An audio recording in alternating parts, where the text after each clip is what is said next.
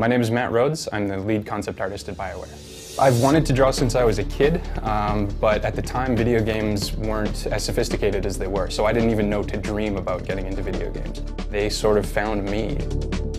When designing your own science fiction IP, you're going to have the familiar, which is necessary because you need a place for the player to engage themselves, to sort of see themselves.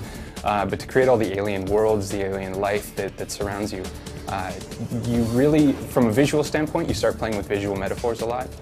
You know, hard materials like metal, there's pointiness.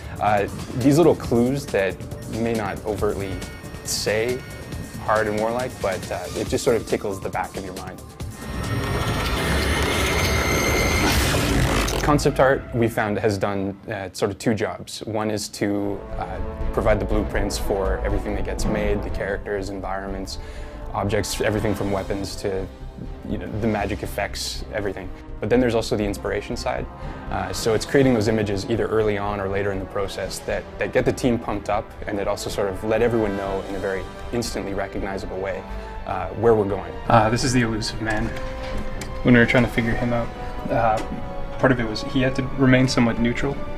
So it was more about creating an interesting environment for him.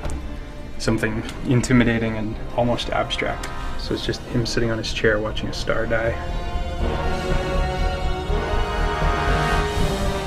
A bartender character, you can maybe draw a couple images, you pick one, you're going to be okay. But when it comes to, Commander Shepard or one of your party members, or especially villains, villains go through the most iteration by far. Because, so much hangs on these guys. They're going to be with you at the dramatic moments. I've probably drawn hundreds of helmet variations. Party members go through, at least 50. We go through 5 stages at least of development, each one having 10 different concepts at least. The things that get frustrating are when you're on your 100th helmet, your 200th helmet, suddenly you just can't look at them anymore.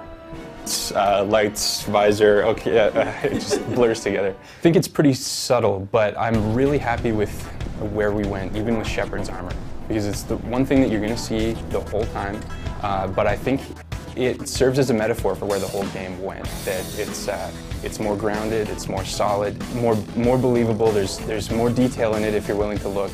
The design overall, it's just so much more resolved.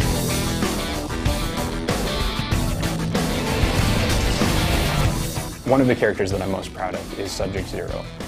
That was one of those opportunities where telling the story just was so heavily dependent on the visuals.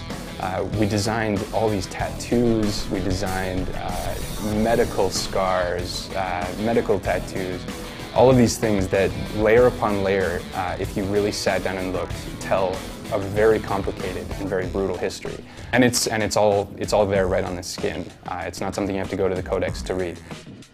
Really, it's something that a lot of people will never tell, but every single tattoo has a meaning. Every single detail on that is a part of that character's history.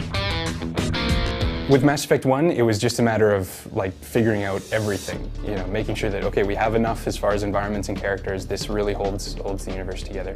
We knew that we were going to make Mass Effect 2 and Mass Effect 3, and so in a way I think that made it not easier, but we push ourselves as hard as we can every time, almost so that we know that the next time around we have to work even harder. Mass Effect 3, we are all expecting great things from ourselves.